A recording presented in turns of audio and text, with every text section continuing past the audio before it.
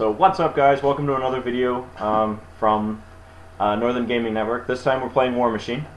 I'm Clayton. I'm Aaron.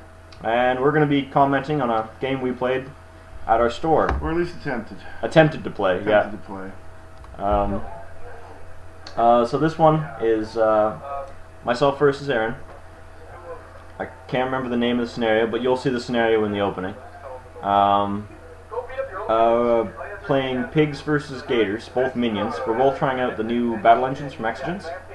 The meat thresher on Aaron's side is the white large circle, and the black large circle on my side is the Sacrovault. I'm playing Mealok.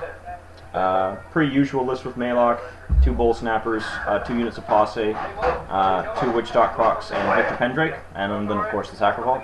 And Aaron is playing Carver. Yeah, running Carver with, I believe it's Roadhog, Warhog, Gunbore,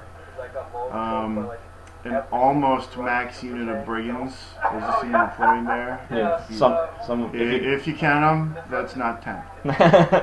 But whatever, I'm playing Thornfall, so we know we're shorthanded anyway. Yeah, there's one dude hiding in the case. He'd already be dead. Winning right there. That should have been a sign of things to come. Anyway, Anyway, taking the meat thresh out for a spin. Lots of misplays to be had. Yeah, but that's half the fun. That's half the fun. We're both learning our battle engines, so. So what do you think? Minions versus minions. It's pretty strange outcome. Usually don't see minions versus minions. Well, usually all the time. minions wins that matchup, so that's a good thing. Well done. But no, honestly, I definitely am in the camp that competitive play for pigs is coming. We're not there yet. Effort is going to change the scope of everything. So you think effort's going to be a big thing? Oh man, news? Well, slaughterhouses are the only thing we've got. Like, if minions had a crutch, it'd be a toss-up between slaughterhouses and Targ, in my opinion. Oh yeah, I got Targ in this list too somewhere. Oh yeah, he's sitting beside the. Yeah, he's hiding. He's lurking. But no, honestly, with the effort being able to pop that 1 auto damage, that's just going to change the scope of the token initiate that I find at least Pharaoh ends up suffering from is your alpha on whatever target you finally get to usually isn't hurt. Yeah, and then the slaughterhouses are rolling less damage dice. Yeah, and I mean Brigands are nice, and under Carver they'll put some damage up, but you know you're spending a lot of points for an entire unit to CRA for 1 point of damage so that your slaughterhouse is going to do the work, as opposed to 6 points for 2 effort, and then just profit off that. Yeah. Although I'm not 100% sure if you're going to be able to take 3 effort under packs. Does it work that way? 2 effort and then 4 fall packs? Will that let you take a 3rd? Anyway, yeah. Bad rules knowledge. 101. Here you go, kids. I want to say yes. I want to say yes, but I'm not 100% sure. I know the Gatorman pack specifically says amphibious models, so it wouldn't work. Yeah, it might if be, they it might worked be for Pharaoh Gatorman specifically or something. But yeah. Anyway, yeah, to be continued. We'll look that up. Yeah. So Mealok versus Carver. I actually don't like Mealok in this match. I took Mealok because I thought he would be cool with the battle engine. I honestly thought this was going to be a hilarious swing, one-sided win for Carver once he started up keeping that in every turn. Yeah. I mean, too many pillow-fisted things is still pillow-fisted. So. Yeah. There's an insane amount of POW 13s on the Gatorman signs against armor 20s and 21s.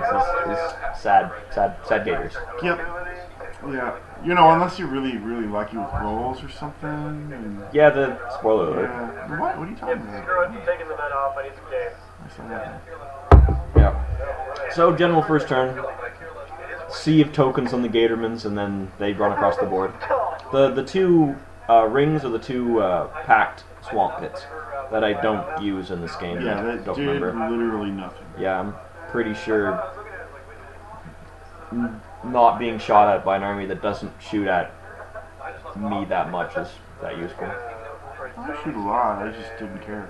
There was no point, there was maybe 1 point where you had Mealok completely in a swamp pit, and I think I charged the next turn anyway, so it didn't matter. Yeah, you jumped into Mealok that turn.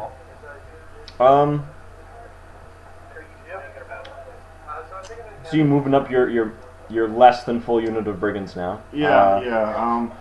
I'm so used to moving to avoid 3-inch templates. I always forget, and this is the dumbest thing you can ever forget when you're facing down 2 full units of posse, is 2 initials and one of them has reach. Yeah. So to Clayton right now, he's looking at my brigands going, oh, delicious. Oh, and a lot of people miss the man-eater, the +2 inches to charge living models. Oh yeah, that sucks. Yeah. So charging as far as I run is pretty awesome. To their credit, I don't think the brigands get wiped out. I kill a couple. A couple Herculean guys, maybe make some tufts and some shenanigans like that, but we did okay. Yeah. They did what they do. They got in the way, and my big heavies got to come out. But again, forgetting the pillow-fistedness, this should have been a reverse advance. You know, keep my brigands off to one flank, maybe contest his zone, and then just ram the heavies down his throat and say, what are you going to do about it? Now, I realize I don't think we've mentioned this yet, is that this is only 35 points. Do you think at 35 points you can really do these scenarios, like the big double zone scenarios at 35 points? Yeah, sure. It just doesn't necessarily, it might not necessarily be something you like. I mean, when you're building 35, if you're not keeping in mind, oh man, what if it's a split zone? Well, hey, you've got to deal with it. Like back when I was playing Everblight all the time, I had a 35-point Archangel list, and no way it could handle a split zone, but it wasn't really about playing the split zone as much as just playing something that I liked. So Yeah. you always take that risk when you're doing it, but Yeah. for the most part, I didn't think scenario really dictated the course of the game. We did our best to contest, and it wasn't a big deal who had what, really. Do you find this scenario playable? Oh yeah, sure. I find there's certain matchups where the scenario can become unplayable. I find this a very live scenario. It means that you really have to contest both zones, and you can't like leave their zone because then they're just going to hop in it and Oh, dominate. hey, right here. This is the part where we Oh, did our yeah. misplay. Yeah, okay. So misplay number 1. If you're watching and if this actually syncs up properly, Yeah. I just did a trample with my meat thresher, and he can't trample. Nope. No, you Good can't. times. Nope. Good news is he was out of range, Yeah, so it didn't do nothing anything. happened. We could call it a fail charge, or a run. or a run, but it's, you know, Yeah. just food for thought. Hey, the pig's meat grinder can't trample people like in the art. Should I hit pause? Yeah, sure. And pause. Oh yeah, just failed knowing how the meat thresher works, even though I had the book right next to me. Awesome. Yep. So No it worries. turned into serious play. I did love the meat thresher this game. Loved. It did well this game. I think Meat Thresher's good. I think it's pretty interesting, and in Pharaoh it's a cool piece. Do you see the Scorn or Trolls using it that much? I see Scorn using it more than theirs. I mean, it's Scorn. I see it's... Unless you're going to do Animanthrax throw spam or something crazy like that. Like, this is going in Scorn when they want a battle engine. I don't see them really ever leaning on their other one so much. Yeah. Although they're new tier, I think they get extra Animanthrax counters to start with. I believe they start with 3 blood tokens, but that only works on the tail attacks, don't they? I can't recall, honestly. I can't but recall. Still, at least I got Shows some, you how much some kind of love. That's how much we know about the Animanthrax. That's how much play it gets. Yeah, you get so much play, it's still in the box. Yep. Now I gotta say, the one thing about the Sacravault that makes it beyond, like, really, really good to the point where even, I think, Circle and Legion are both gonna take it hands down. Legion's always taking it. Oh yeah. Like, always taking it. Yeah. And the broken thing about it is that it generates its own souls if it doesn't have any souls on it. That's not the broken thing, but I'll let you go first. No. If it didn't generate its own souls, and you had to start the soul train, I don't think Circle takes it at any time. Yeah, that makes sense. I believe that. The rest of the thing that's broken is probably what you're going to say, is Soulstorm. Is it being virtually, while it has a soul, being virtually invulnerable to one-man infantry? No. I don't think that's the broken part. No? Nope. No, I think that's really exceptional. I think it's a good niche piece. I don't think that's what puts it to the next level. What, in my opinion, puts it to the next level is it's the first gun like that I've seen in a long time that doesn't restrict itself to the auto fire and the strafe restrictions. So you're shooting one target on your far left, you're shooting another target on your far right, and it doesn't matter about the limitation of being within a certain amount. I think that's what makes it this whole new world of stupid. Because even the Thresher, I've got a 12-inch shot on the Thresher, and you know, whichever direction I'm shooting at, I'm relatively going to do some damage in that direction. Yep. But the Sacro Vault having the boostable gun wherever you want to fling it is this whole new world of control that I don't think players are used to the kind of utility you're going to get out of that. And I think that's why it's going to see more play. D3 boostable range 12 PAL 13 magical eyeless sight shots. Oh man, With you roll a D3 on any gun I can think of, it's probably a strafe. This is or a rapid fire, or not a rapid fire, or a auto fire. Yeah, but this isn't, and that is one of the big things that actually kind of caught me off guard this game, because you're shooting one thing, I'm like, yay, the guys way over here are safe, and then the guys way over on the other side aren't safe anymore either. Yeah, they're getting shot, something's walking into melee with them, and he's killing them, oh god. Yeah, and that's why everybody's going to take it. Range 12, no one spot limited, awesome for contesting zones. I don't know if they're ever going to take the throne over it. Yeah. Because they're both such good anti-infantry pieces, you're not going to need both. Honestly, I don't know. I don't know if the throne's going to be able to really stand up to a generic that. Well, they don't gain the same souls, right? No, they don't. Throne gains corpse tokens, and they gain soul tokens. Yeah, but So I'm you get just like talking the double synergy if both of them are on the table. I'm just thinking threat numbers. I mean, you could charge the throne with his 4-inch reach, and you're looking at about a foot. Yep. You move your 5 inches. 4. Or sorry, you move your 4 inches on the other one, and you're out threading the throne right there. Yeah, at 16 inches threat. Oh yeah, and it's a safer threat too, while you're using other passes to protect your infantry that you don't want. Or and then when we say like it's got a huge threat range because it's also on a almost a 4.5 inch, 5-inch base. Yep. So that 12 inches is measured from the outside of the base. So it really goes on more than 24 inches, almost 26 inches to either side of the board. It feels like 16 inches, even though it isn't. Yeah. It feels every bit. Like if you mentally calculate 16 inches in your head, it really kind of feels like that's the range of the gun. You're gonna move, you're gonna shoot, and you got that big front arc in front of you. Yeah. It's awesome. Like no doubt, it's really good. Is it overpowered? I don't think I'd say that. I think it can absolutely dominate certain lists, but there are lists that I like to see get dominated, to be perfectly honest. So bring on the Crix matchup. Have a nice day, fellas. Good luck with it. Yeah. So speaking of, we just saw the Gators go into the, using both their attacks to clean Brigands very well, jumping into both sides. That impressive threat range on the Gators charging living models with the 10-inch charge and then the 2-inch reach is pretty staggering. But yeah, actually, and honestly, I think this list actually would do better in Crix versus Crix than versus an armor skew. I should hope so. Look at all the PAL 13s, man. Yeah. Well, it's just its volume of attacks and volume of like the magical out of the sight attacks from the battle engine, the attacks from all the posse. No, volume of attacks, quality of your hit roll is a huge boon, and probably one of the reasons why we're seeing Gators do well, even in the past before all these new toys, right? Yeah. Oh, and then this point, like where there's 4 souls on the Sacro Vault now, and its cap is 5, which is still impressive. It's 5. It's boosting to hit, boosting damage on its gun. It's boosting to hit 3 times, boosting damage twice if it gets 3 shots on its gun. That's pretty impressive. Oh yeah. That's a hurt and caster. That may actually be one of the only things that sort of swings in Crix's favor. Not too many targets to get your souls from. But well, even though. But yeah, my Brigands right here, they're just feeding the engine. Yeah. Well, the good news is there's no. This is the side with Mealok that actually I don't like. Is undead is turning the Gatormen undead. Because in the Crix matchup, I don't think I turn them undead. I think I leave them living. So when the Gatormen die, I fuel my own engine.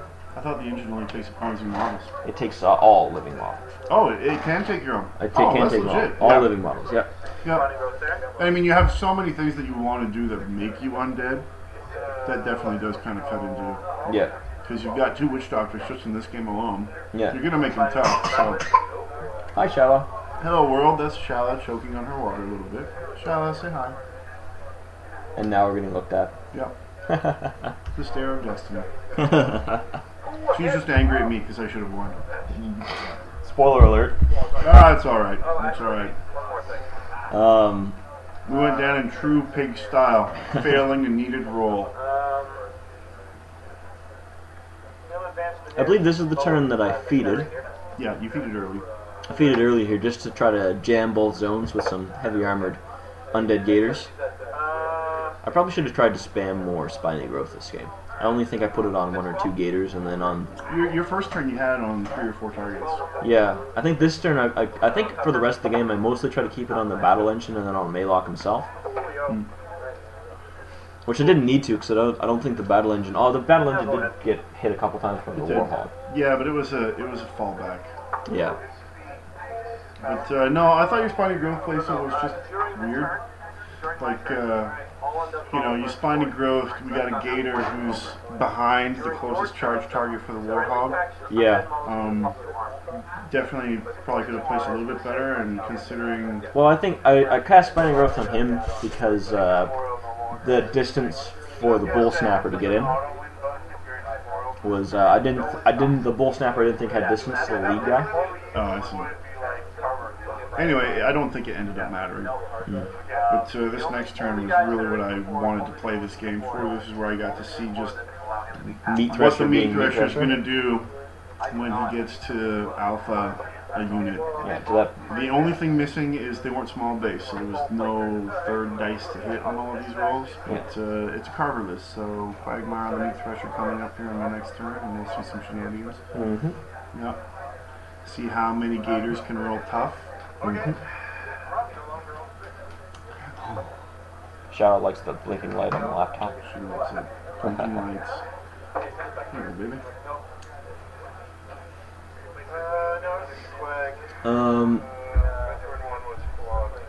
So at this point you've lost 4 of your brigands. There's 5 left. A couple of them are knocked down, and I'm telling you, that's why I lost again. Because that 5th brigand, that's my Rambo brigand. That's your Rambo brigand? Yeah, he's a special one. He's a Rat 9 with double tap. Yeah. New rule coming out soon, basically. Yeah, double tap? Oh. Yeah. Double gun? No, roll your damage roll twice, add them all. Oh, nice. Oh. No, not quite. But hey, who knows? Who knows, right? It was a good game. GG's all around. Yeah. Nick and I were joking about how the highwaymen should get a UA that gives them both barrel. I think that'd be hilarious. That'd be awesome. Your brigands are moving up now. They're really just getting out of the way. Okay, moving. I moved Notice the charge lane. The Thresher, yeah. Charge lane for the Meat Thresher and the Warhog. Yeah, looked at the Thresh and went, "What's stopping me from being awesome?" Oh, brigand in the way. Let's move my brigands first. Don't even care where they're going because, well, look how many are left. One's knocked down, maybe 2. Yeah.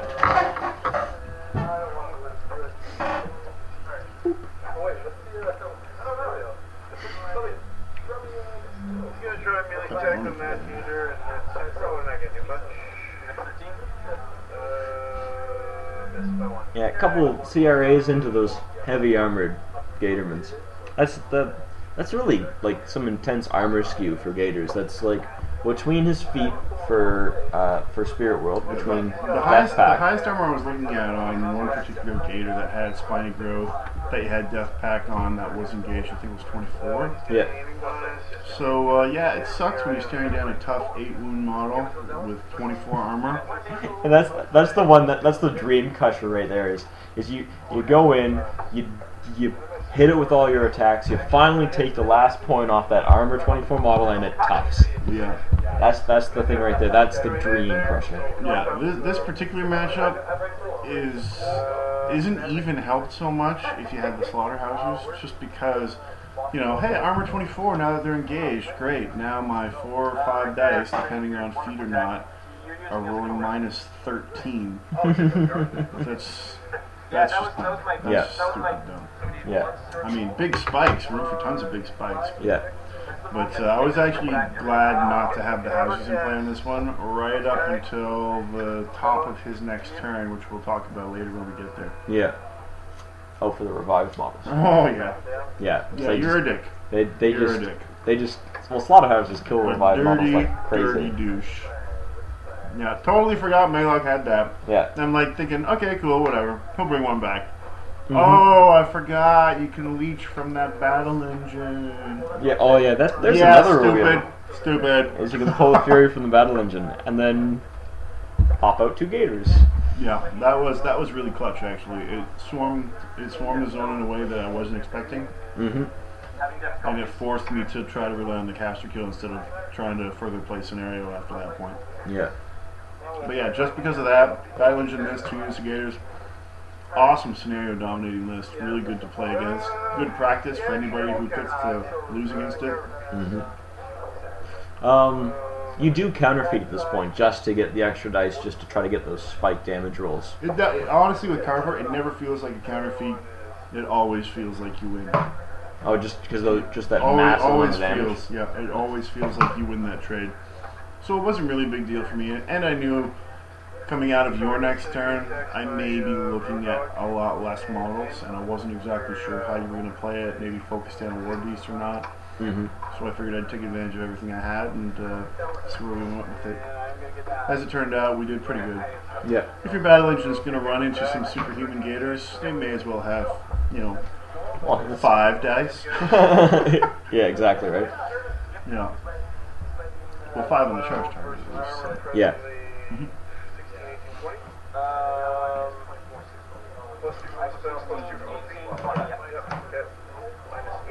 The bookkeeping to keep the armor in all the buffs, the stacking buffs in order. You're always pretty good with that. You get your tokens out pretty clearly. So Yeah, it's never a big problem. Hey, Shala says hi to the world. Hey, world. Hey, world.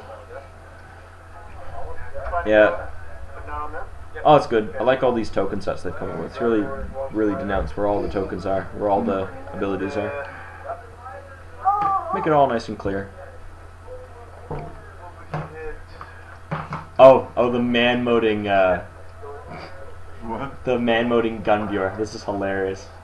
I forgot about him. Now. Yeah. Yeah, the gun boy just kind of goes in there and says, hey guys, armor 20, come get me. Yeah, and then just punks a Gator to, Oh, that's right, his second attack, I think, spiked like a boss. yeah, I think this one spiked like a boss and one-shot a Gator. Which, Tuft. Yeah, wait for it. There we go. There's the big damage roll. Yeah. Bam. I see the 6 already. Man, this is minimized. I see that 6. Yeah. Pow! Pow 11 feet. Yeah. We're going to pretend we're a Pow 15 just for this. Yeah. Yeah, you want another one? All you can eat pizza buffet here for the babies.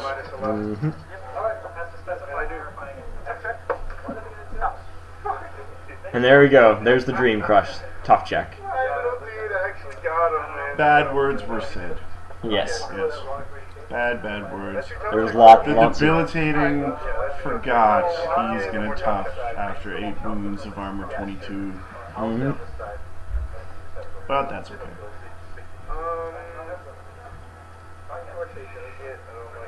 The other thing that I was kind of surprised to see you do was when you had Mealok that far over to the side.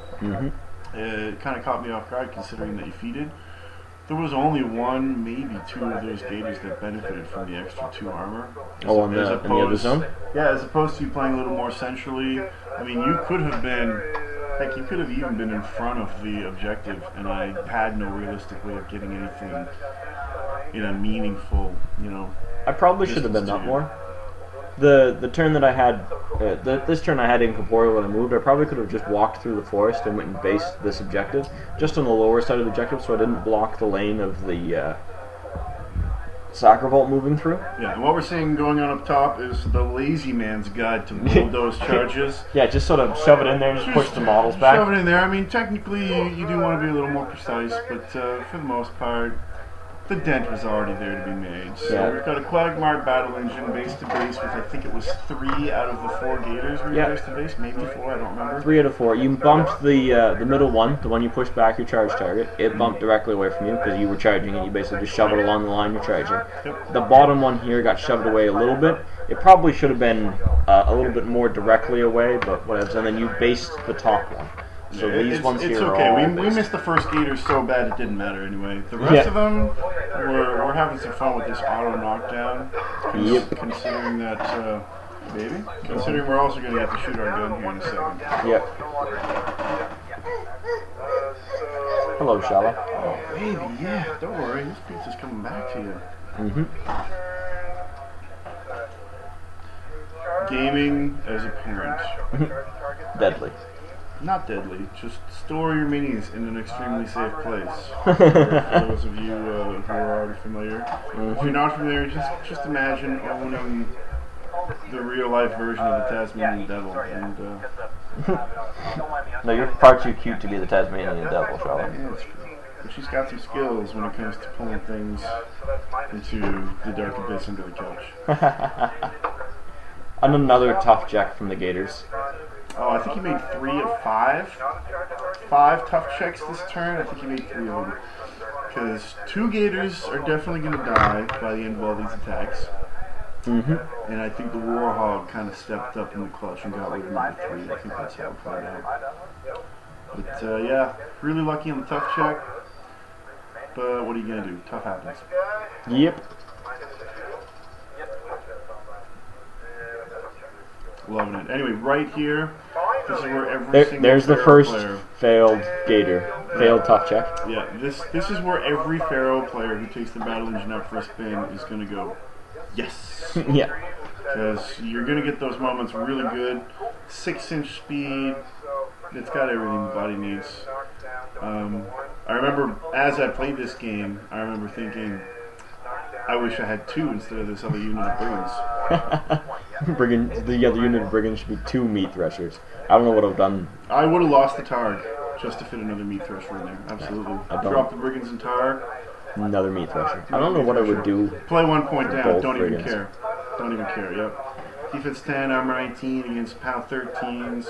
Lots of fun shenanigans on a list that carries lightning strike. Which, if my Roadhog wasn't so far south, that would have been a lightning strike meat thresher too. Yeah. That's interesting. I hadn't thought of that. That's very cool. Oh yeah, get up there, take your pot shots, get back, see what they want to do about it. Yeah, absolutely. Could you, I suppose this is all depending on what you bulldoze, could you then charge forward, bulldoze forward, and then bulldoze sideways with the lightning strike? You could really clean out a zone pretty well. Oh no, I suppose the bulldoze sideways, you'd be pushing them into the zone, wouldn't you? I'm actually waiting for the ruling on that. We're waiting on the secondary move ruling for bulldoze. But I want to say it'll work. You know, you could bulldoze a little bit non-linear and kind of push some guys out of formation even, like, you know, maybe play it that way, but don't know, I'm waiting for the official okay before we get into that. It's also worth saying, if I had Lightning Strike, I was going to take a free strike from that man-moding Gator that just stood there and said, what? Yeah, just arms open, just accepting it, just took it. Yeah, Quagmire, effective mat 8 versus 13. What's up, guy? It happens. I'm just standing here. Yep. So what is yet to activate? Your Warhog is going to go, and then... Warhog's going to go. I can't remember if my Roadhog went and lit anything on fire yet. You did... I seem to recall spraying right down that line of 3 Gators. You did do Targ's ancillary attack. That's right. Targ lit 1 up. And so this guy's on fire, and then you're going to light 1 or 2 more down this way. Which is good. I mean, when you're looking at that kind of armor, light them on fire and hope that you do some damage on the off turn where the armor's going to be a little lower. You know, never hurts. Plus, the one who made the tough roll hadn't stood up yet, so that was a little less armor than we were going to be seeing. Yeah. Michelle agrees. Yeah. Knockdown Gators are good to light on fire. Like light on fire, knockdown Gators. Yep. Get some of that succulent gator meat. Yep. 1 out of 3 babies agree. Yes. Is she the one of the 3 of us? Yeah. Totally. That works 1 well. out of 3 babies. Little pun later. Go ahead, John. Good Yeah. times.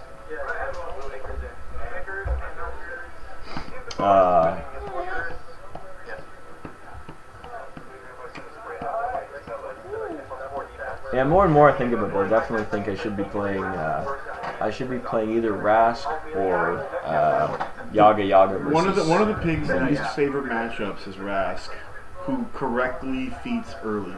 That just decimates so much of the much needed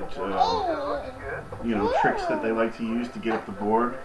Like, let's say this is that new big hyped Arcadius list. Yep. Rask is the hard counter to that list. Yep. Because if you're going to early feat to try to get your zone control, you all of a sudden have no more charge targets. Yeah.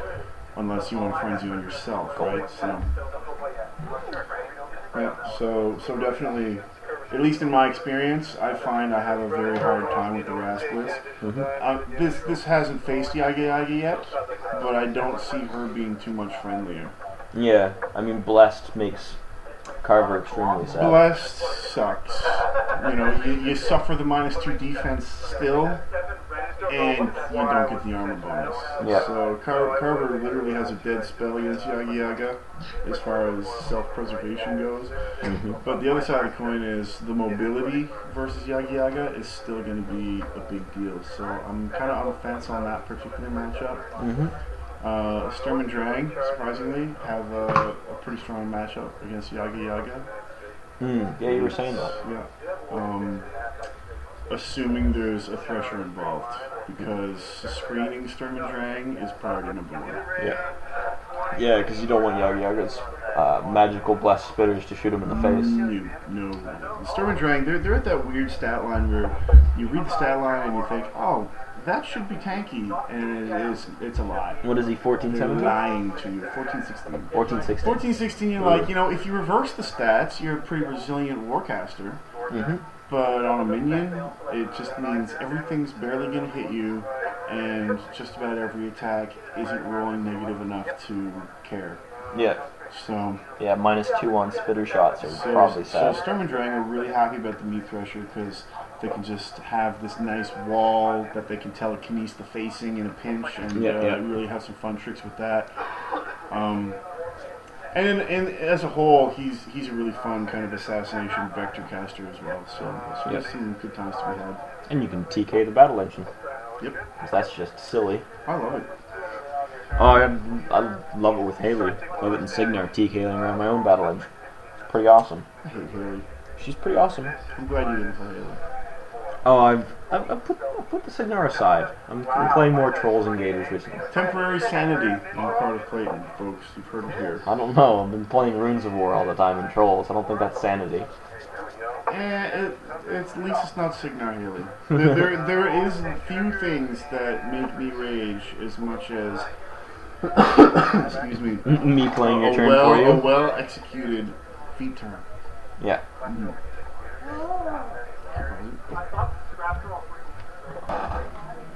I believe we're getting to the end of your turn. I think you still have the Roadhog to go. Yeah, Roadhog hasn't done the spray. Right now, the Roadhogs. You killed the third Gator with the Warhog. Yeah. No, you don't want this. Warhog went up, did what Warhogs do when they get to things. Yeah. Emphasis on the get to things part. See, right now I'm looking at the board thinking, this is great. Next turn, Warhog's going to go and start zoning the caster. Yeah. Which is where Clayton's defensive play came in really clutch here. Me not knowing he's about to put 2 more Gatorman posse in front of it pretty much changes the dynamic of the whole controlling turn that I was kind of hoping to have on my next play. Yep. Yes. Yeah, Revive is such a good spell. Such a powerful spell. What is it, 3 cost? It's 3 cost. Yeah, 3 cost for medium base. That's right. 3 cost, get another medium base back. I mean, he only comes back with 1 health. But But it's a Gated Man at armor 20 to 22 with tough. yep. So, food for thought. Yeah. And the as much as it's pretty restrictive ability, like within formation and within 3 inches of another model in its unit and inside of Mealok's control area, it's really not. You can put I it don't consider that anywhere. restrictive. This is another situation where it would have been really good if Mealok had played a little more central. He could have had a lot more freedom with that. Yeah. Even to the point of, you know, one of the things I wasn't afraid of was a revived Gatorman charging Carver. Yeah. Placing them in behind the Warhog and the Brigands, and then just here, have a couple Gatormans charging Carver in the face. Oh yeah, and everybody knows Gators don't care about Brigand free strikes. Nope. So yeah, absolutely. You know, I'm looking at this thinking, you know, as soon as the revive part of the conversation comes in, thinking, oh no, he's going to come for me. Oh no, he's too far back. Ha ha, jokes on him. Yep. So many things in this particular game, right after turn 1, losing that early Brigands, where Mealok just could have just kind of been man mode and had more access to just even be more effective than he already was right here. Then we get the spray from the Roadhog at the bottom. Light them all on fire. Shallow's making faces at us. Yeah, she already knows who won. Yeah. She's making eyes at the winner here. Yeah. Care for you. He's a Gator player. We talked about this. Those swamp people were kind of weird.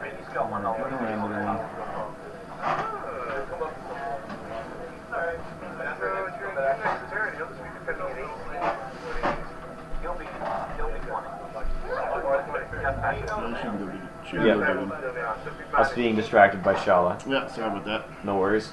Yeah, post. Yay, post.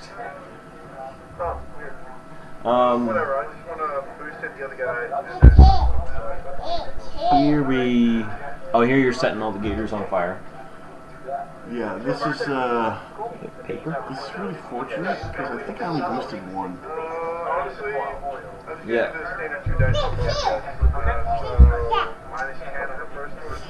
But I actually consider this a bit of a misplay. Oh? Yeah. Like having already cast Batten, I regretted not assaulting the Roadhog again. Oh, just because you know I can't deal with it? Yeah, you know, like I know. Oh, he's probably not going to get too much going on later, but I regretted not having the ability to still contest the zone I wanted to be going for. Yeah. Nice. Yeah, should have been up there, didn't go up there, didn't really have a good reason why, and he just did an aiming spray. No, I didn't even aim, I just took the shot, I think. Yeah. So it could have even been an aiming spray, and I didn't even take advantage of that. So definitely lots of... What? Shala? Yeah. That's right, world. Shala agrees, Roadhog's got a spray. Yeah, Roadhog's got a spray. On the assault? Okay, on the assault. Yeah. So fire checks on the Gators.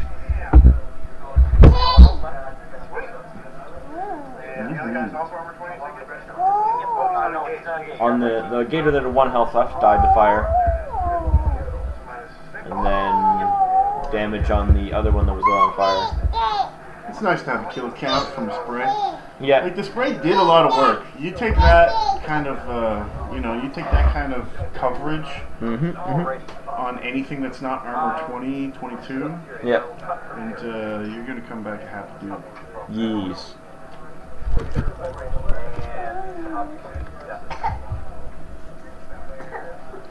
Now the going into this turn, now I did lose a bunch of Gators here. I say my main plan was putting Gators back into play with Revive, and then really jamming up that heavy. Try to make sure he had to chew through more Gators at that point. Yeah, stupid rules and stuff, and trampling and medium bases. Yeah, they're pretty awesome. Oh yeah, multi-wound tough mediums. Yep. Every faction should have them. And when I say faction, I mean pact. Yeah. Yeah. Yeah. Yeah, where's my medium base? Medium base pigs? Infantry light cav. Infantry light cav. Yep. That would be. That's what I want. I That'd want be pigs hilarious. riding pigs, and I want a beast with a flight animus. Just so that I can laugh my ass off every game, no matter what happens. Oh, what's that flying pig circus? Flying mounted pigs? Yes. Exactly. Shit, that's It's hilarious. a thing. Someday it's a thing. Don't trust me. It's gonna be a thing. We're gonna get light calf, pig on pig action here. Light cav, pig on pig. Pigs riding pigs. Bull riders. It's the next logical step. No, it'd probably be like the next level of slaughterhouse. Slaughterhouses on Yeah, slaughterhouses. something mounted with reach, no range, just to offset it a little bit. Yeah. Shallow agrees. There you go. Once again, shallow agrees. Now that being said, the amount of damage I do to the meat thresher this turn should not have happened. Should not have happened. Should not have happened. That was me in the other room there, kids. Yeah. Should not have happened. I'm looking at 22 damage boxes, armor 19. He's looking at a whole bunch of not charging Gators at POW 13. You know, you take average -6s on 2 dice, maybe 1 or 2 points of damage. You know, if there is such a thing as average dice in this game. Yeah. Which I'm quickly learning there isn't. Pretty sure there's. I don't know. I gotta. Like, somehow on paper, I think, you know, halfway points around 7, 8. So I'm looking 1, 2 damage. 1, 2 damage, couple attacks each. 2, 4, 6, 8. You know, okay, cool. 10 to 12 damage. 1 Gator gets to charge. That's the big question mark. I'm thinking. I'll have a hurt battle engine. Oh no. Oh no. Oh no. Oh no. Clayton spikes like a boss. Pretty sure I kill it with a happy little bowl snapper. Oh, I forgot. Yeah, the bull snapper. Bull snapper had demand mode. Yeah. Bowl snapper hops in. So happy to have a face full of pizza. Yeah. Bull snapper came in, but it was an optional one. Bull snapper wouldn't have normally gone for it, but Well, the amount 4 of- Gators leave a battle engine at 2. You're going for it. It's just the way it is. Especially after seeing what it did the first turn. Yeah. Like next turn, it's gonna clean them all out. Yeah. Plus, it's going to have a bulldoze move, which is going to do some interesting things for potentially freeing up the Warhog right next to it. And who knows where it goes from there, right? Yeah, exactly. Because one imaginative adjustment from the Thresher with the bulldoze, and depending on what the Thresher can take out, you may free a charge lane for Arm 21, Free Strike Take, and War Pig. But again, could've, whatever. You know, I was playing optimistically. The dice weren't quite sharing my optimism, but that's okay. Dice happen. Yeah. That's a super dead gator. Or dead gator, dead pig. Oh yeah. MVP play of the game coming up here pretty soon, actually. Oh? You remember? Has to do with your battle engine. Oh, yes, I do remember it. Yeah. Yeah. MVP play of the game coming, I think, later on in Clayton's turn. This turn it happens. Yeah. And it's a small thing, but it's just kind of like a. Aww. Look what I can do. Yeah, it was. Aww. Because my brigands have been relatively failing all game. Don't get me wrong, this is what they do. You send them in first, they die, and the stuff you care about gets to move up the field. Okay, great. But, you know, you bring your brigands in, you hope to do a little bit of damage before they go down. That's really kind of where it goes. I don't think I even had a chance to go hog wild with them. I just stayed tough to see how annoying they'd stay. Yeah. And the one big serious damage spike any brigand did the entire game was coming up here soon, where his battle engine snipes a brigand who promptly dies, turns around, walks to Targ, and one-shots him off the table. Stupid. Yep. MVP play of the game because Targ was about to get some serious work done next turn. Yeah, Shala agrees. Yeah. And the Targ was easily in, I had it figured so that the Targ was going to be, he's going to be able to move his 6 and still be able to ancillary the Warhog, Yeah. which would have potentially helped again, you know, getting the Warhog out of any kind of shenanigans that Clayton threw at me. Yeah. Here I'm debating using all of the souls I have to try to shoot Carver dead, which I shouldn't be thinking of because it's not going to work. The way his dice were going, that's how good his dice were going. We'll just put it that way. His dice were so good, he was debating just balls out, going for the kill. Going for the boosted power 13s And that's to the other Carver thing face. about this battle engine. You got a boosted gun with that many potential shots. Yeah. You're contemplating a foot-long away assassination. Why the frig not, right? Yeah, exactly right. Mm.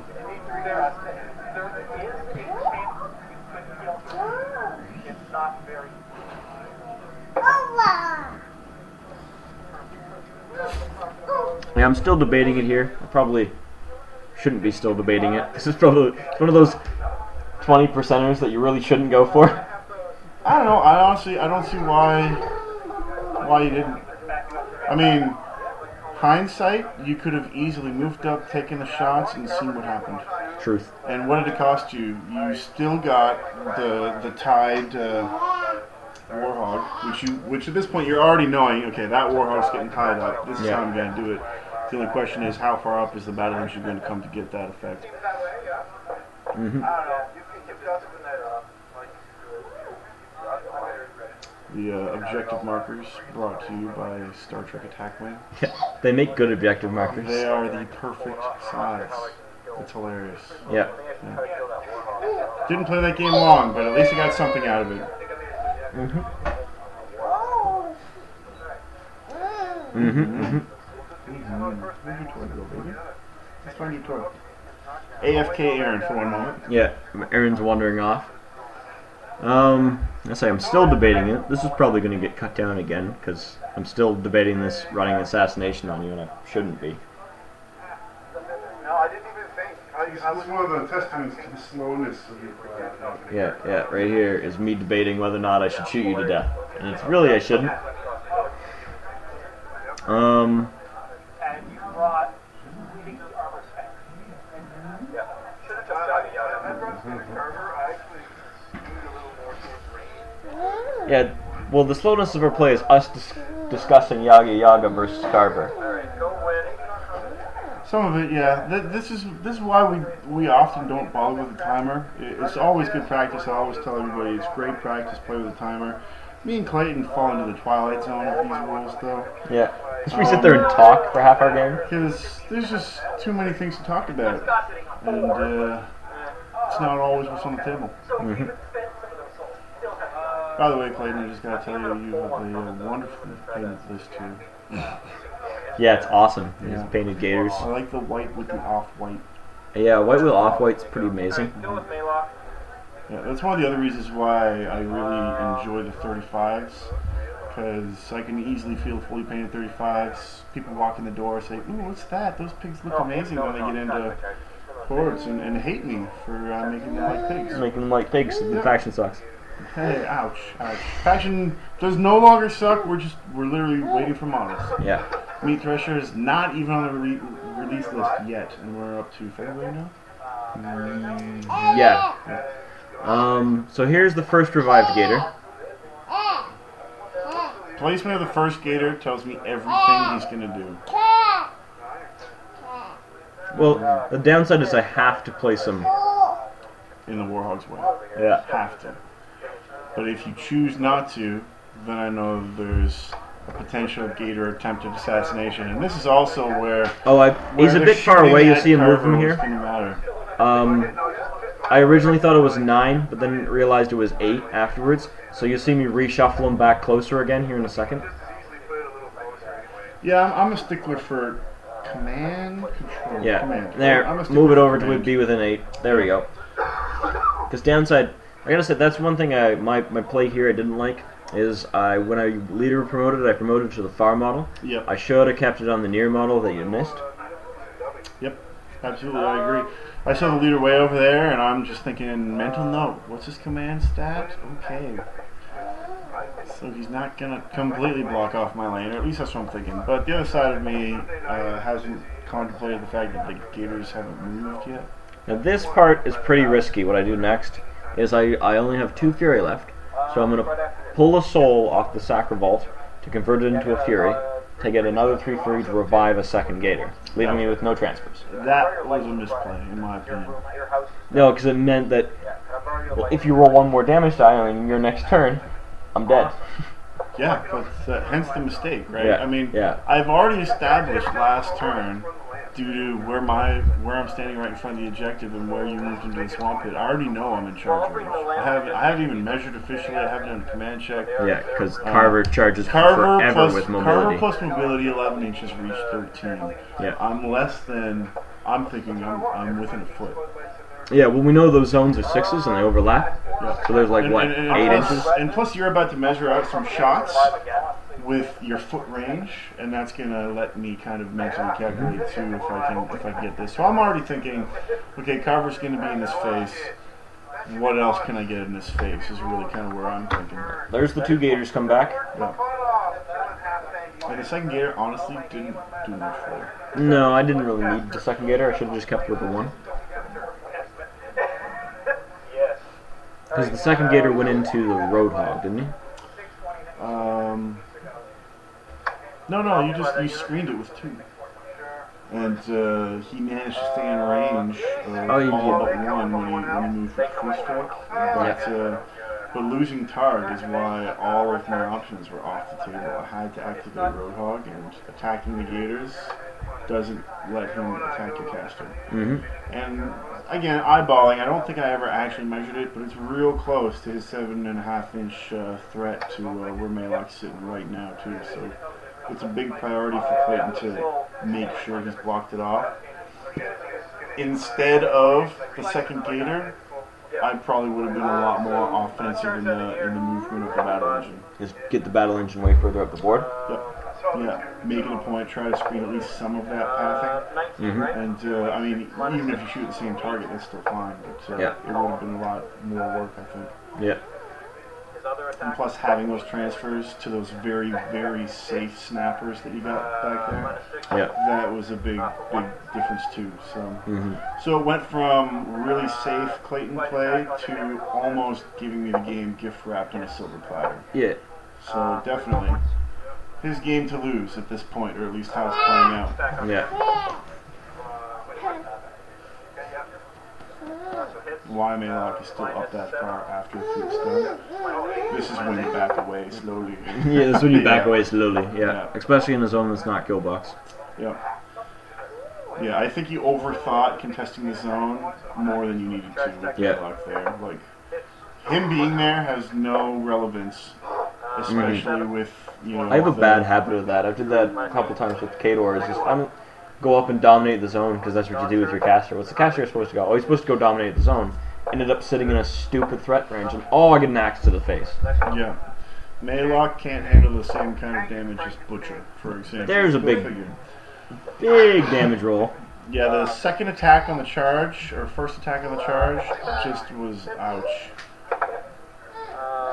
Yeah, look at those dice. Weighted illegal dice. If you play Clayton, supply him with fair dice, by the way. I don't know, I roll my shares of double ones. I'm just busting your chops, man. Now that I said that, I just rolled boxcars, but whatever. Don't worry about that one. No, seriously, he had some hot dice tonight. Hot dice. And there were definitely a couple moments where my dice were not hot, especially in the to-hit rolls that we're going to see on the assassination attempt. But again, you know, dice happen. Here we go. All in on it. Yeah, this is the snapper. The snapper went in on the damaged battle engine. Yeah, one of our friends was laughing. He's like, you know, what if the snapper actually got pacified from the Oh yeah, if the battle engine was living, he goes torpid, gets all happy. Yeah, torpid. Yay, I'd be happy. I kill a battle engine. Yeah, I'm happy. I'm just gonna sit here, guys. Yeah. Yeah, there was just the cranked damage roll. Dropped it to 4. Boost damage. Need a 9 to kill it. Yeah, it needs 2 damage. Spike like a boss. Spike like a boss. Get off my aim. I roll a 9 on 2 dice and then 4 more damage after that. Very well done. Very well done. Can't feel bad about it. I'm really still happy with how the battle engine played. Yep. Yeah, that one turn was so scary. That's a whole lot of attacks that didn't go on my Warhog. Yep. I probably should have put in the Warhog because I think I got your Warhog half dead. My Warhog was pretty hurt. He wasn't quite half dead at this point, but enough that I didn't want to be taking a free strike that I didn't need. See, the battle engine comes up, which is what we wanted to see. It couldn't quite move up as far as we wanted to see it go. Full 3 shots. But here we go. One way over here. 1 to target. So shoot. I'm out of range on shooting target. So my one transfer Carver is really happy that he shot that way. Yeah. And here comes the second shot, nowhere near him, right? So I'm not too keen on that because we've got Targ towed in the woods, we've got Roadhog towed in the woods. You know, yeah. Defense 14 normally means forced boost. Yep. Big no, not for you. Where are we shooting now? Oh, sure, we'll shoot at him. Why not? Let's because we can. Roll 11 because I need bam hits Spikes, the 12 okay. to hit. Here's the tough roll because Aaron's dice were. What's the opposite of hot? Let's find out. Cold. Yeah. So then Death of Dominion to walk. Where's he going? Hey, where's this guy gonna go punch? MVP, play of the game. Even Shala has to applaud this one. Yeah. Yeah. That's right. Targ ain't living. Will he make his tough check? Oh, Lord have mercy, please. Then he can just stand up and ancillary attack the Roadhog, get a little bit of work done. This will be okay. So walk over for 5, get within melee range. Oh, by the way, you know, that other brigand would have been right behind him, so he couldn't have made it. Yeah, totally.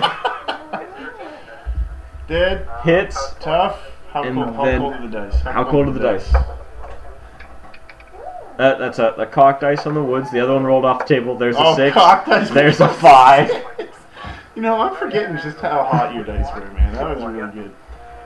Sure, let's do a tough check. Yeah, that's full health and fail. 4s, by the way, kids. 4s. If you roll a tough check and you're not running boom howlers, Targ 4s dies. is the only thing you'll ever see. And the other guy is RF feed. Yep. Best use my brigands had all game was on myself. Unfortunate but true. Did I didn't shoot. Did I shoot the 3rd shot? I think this one we only rolled 2 shots. But if there was a 3rd shot, yeah, I shot at. Oh, shot at Carver miss. Shot at Carver miss. Yep, that's right. 2 shots mattered. 1 did not. Which is really interesting you missed because you've been hitting defense 13 and 14 all day long as you should, and then you finally miss because batting down had about 13. Yep. 1 transfer is awful tempting for 3 shots rolled on your D3. Yeah.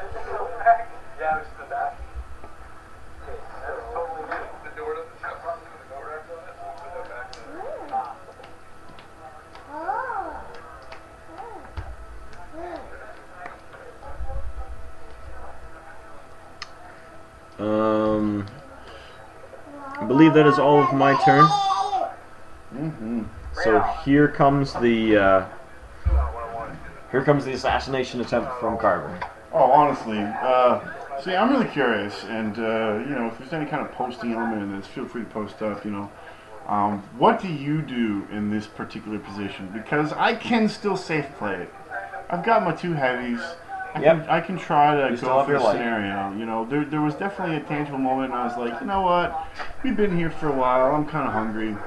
Let's go for it and just see what happens.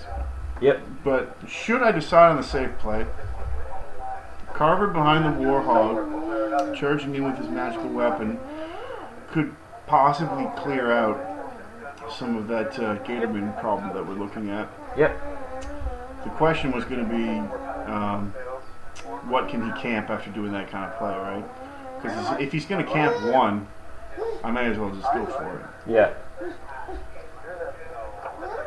And the Warhog is within 3 points of being out of 2 of its aspects at this point. So we're going to say half dead. I think mind was untouched. No, body was relatively untouched, but mind and spirit were Tickled? high enough that I didn't want to force for strength. Yes. Oh, I remember that, yeah, because you're debating forcing for strength, but you're like, no, better not, just in case I take out my... Oh, mind was gone, because you're rolling 1 dice to hit. Yeah, after the free strike. That's right, after the free strike. After he takes the free strike, which was a gamble in itself again, mine was gone, but the battle engine's defense is like 9 or something stupid, so it was still a relatively good shot. Yep.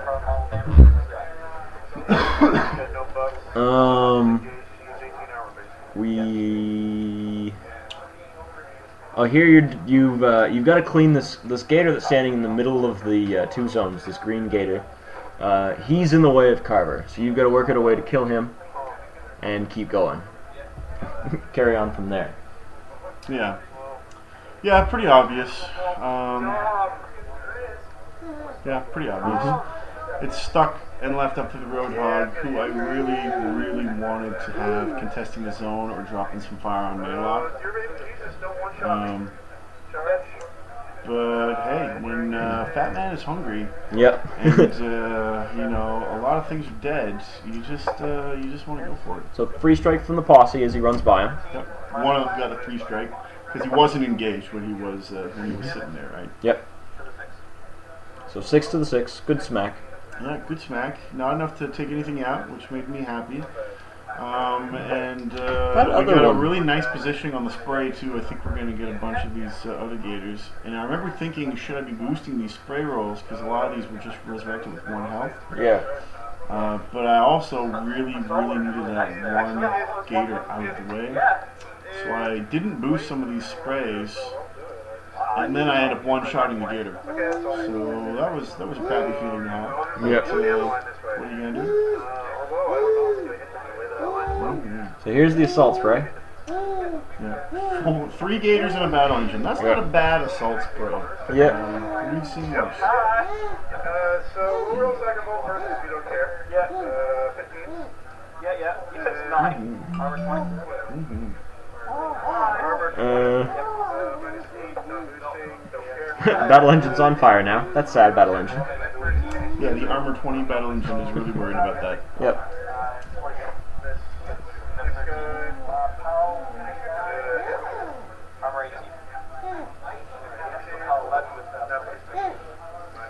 You know, it's a really telling thing when the battle engine is basically a bunch of bricks on top of each other. Yeah.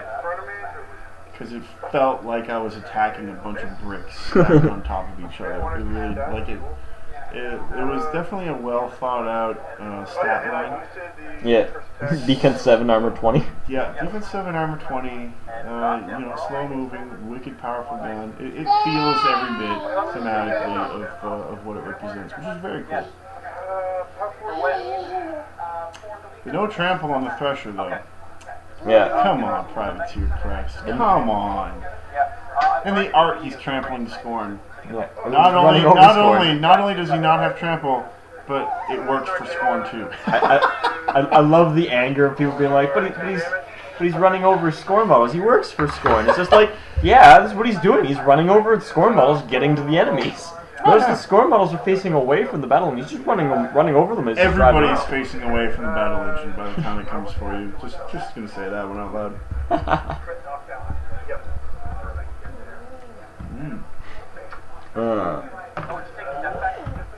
So you've got the clean lane. Yeah, got the clean lane. Got it a little easier than I wanted to because I'm really wishing I could have boosted some of those sprays after the fact. The one that did die from the spray was the possible free strike. Was the hit. The one that I missed was the other one that I really wanted to hit. So it would have been really nice to be able to boost that. He would have been sitting at 3 Fury after the boost, and might have been in a little bit of a better position because that Warhog really wanted to get that 7.5 inches to Mealok, but it was not going to happen. Not at this point, at least. And he's also hurt enough, looking at 2 more free strikes, or the one guaranteed free strike in the far end, right? Yeah. And Carver could have charged the other Gatormen, but I couldn't eyeball a charge that I liked where the Warhog still could have gotten through. Yeah. Without doing something stupid like playing a trample over Carver or something. So here's the eggs all in one basket right here. Yeah. You know, Carver gets work done. You know, POW 15 on the charge. We're boosting the hit. I think I boosted and missed. I think I boosted and missed. We'll find out. Yeah. I'm going to take 1 auto damage. Look at that. Boosted and missed. Ladies and gentlemen. Cold dice. Yeah. That's okay. Next time we play, it's going to be really one-sided. I imagine. And second attack, wasn't expecting. I don't think I even boosted to hit. Landed like a boss, needing a 7. Or was that a boosted to hit anyway? Maybe Oh no, that's what it was. It was boosted to hit and then rolled 6 on 3 dice for 2 damage to Mealok. That's right. I knew it was something bad. Yeah. You hit I knew it him, was something bad. hit on the charge attack, and got 2 damage. That's okay. It happens, you know. I've rolled charge attacks where it was 1-1-2. So as long as that's an option on the dice, you never know. Second attack, I didn't even boost, I don't think, and damage roll spiked like a king, almost one-shotting Mealok right there. Yeah. I'm thinking, holy shit, he's dead. I just won, he's dead. Clayton does the math, 1 point left. Yeah. I have 14 boxes left. That's exactly 13. I hate you sometimes. Yeah, this is me realizing he's not dead. Oh shit. Yeah. Oh shit. One more attack. Can't boost. Yeah.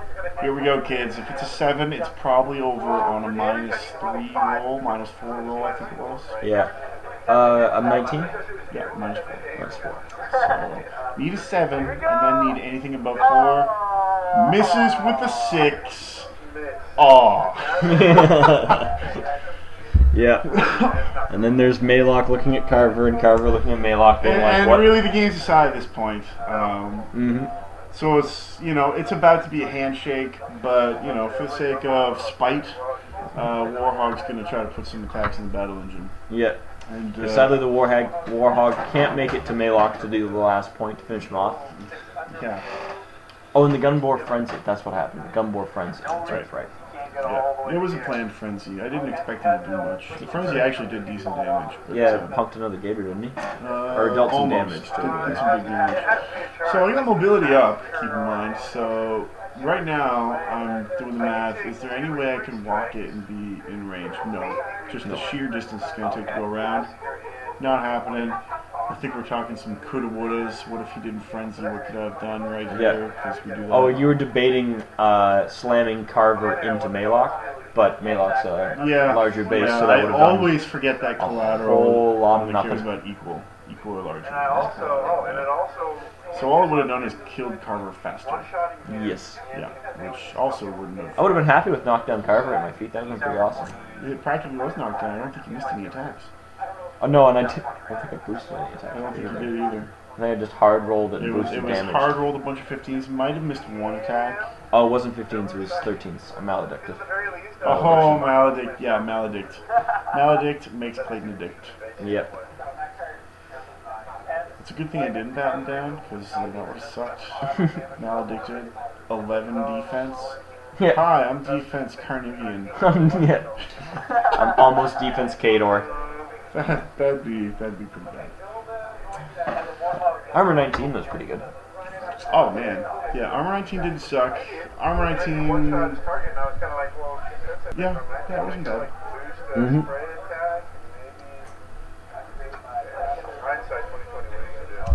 So Also worth noting, if I had one brigand, I could have taken one shot.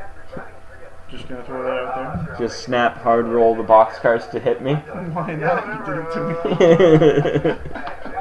me. Yeah, so the Mystery Brigand will forever take the full taste of victory away from Clayton, just a little bit. Yep.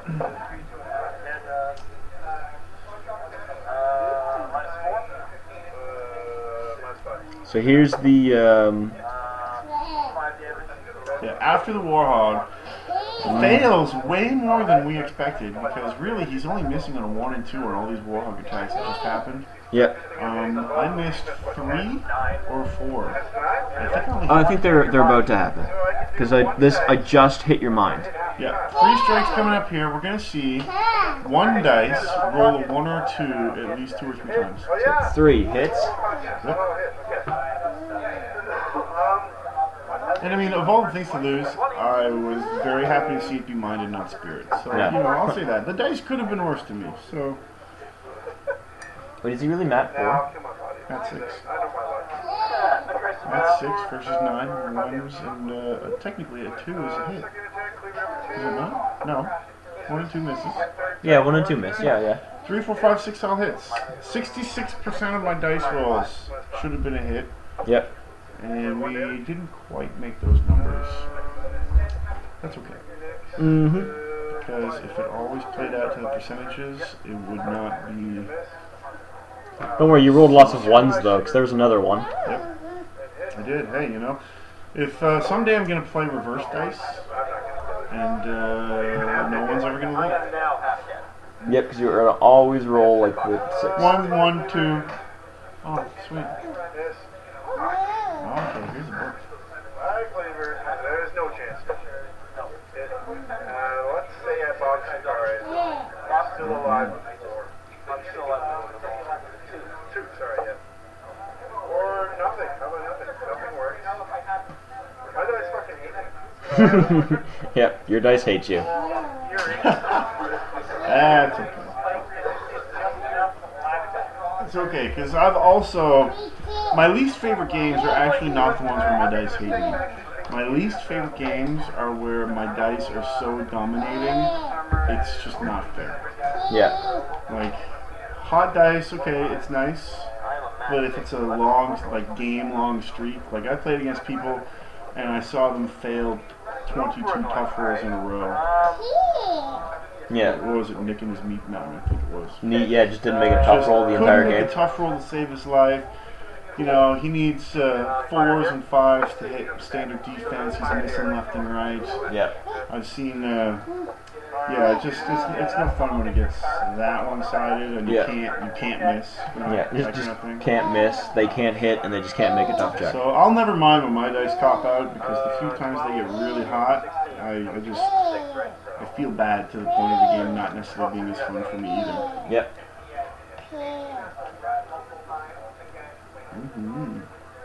It's a baby book. So here we go. I believe I'm just going to go right into Mealok. Yeah, Mealok off the bat. Why Off not? the bat, malediction. At this point, he has so many ways to kill me.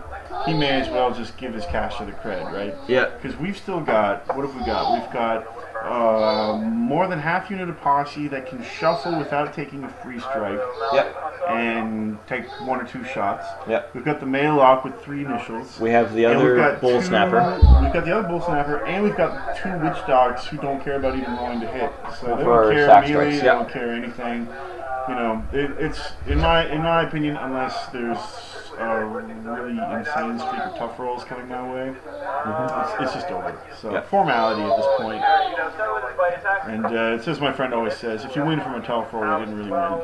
Yep. So in my mind, even if I somehow pull it out, whatever. At least we took the meat pressure out for a spin.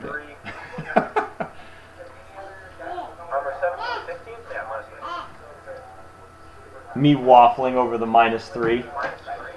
Yeah. That's the one I try to decide on. -2 I usually won't boost. -3 is the deciding factor. -3 I still don't boost. -4 is the threshold for me. I'd boost and get a 4 damage. Yep. -4 is the always boost scenario for me, with very, very few exceptions. That's -3 is acceptable. another 7 to hit. Yep, not bad. There's a spike damage roll, 8 damage to Carver. Yeah, and the next one will clinch it, and I Yeah. think you rolled exactly a 7. I boost to hit my 3rd initial, and then boost damage to kill him and tough him.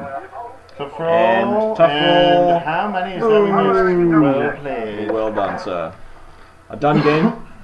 Final thoughts? Final thoughts. Meat pressure, awesome. Where's the trample? Sacral Vault, awesome. Does way more for the Gators lineup than the Thresher does for the Pig lineup. And I say that really carefully because outside of Carver, I really think the Thresher is almost a staple. Yeah.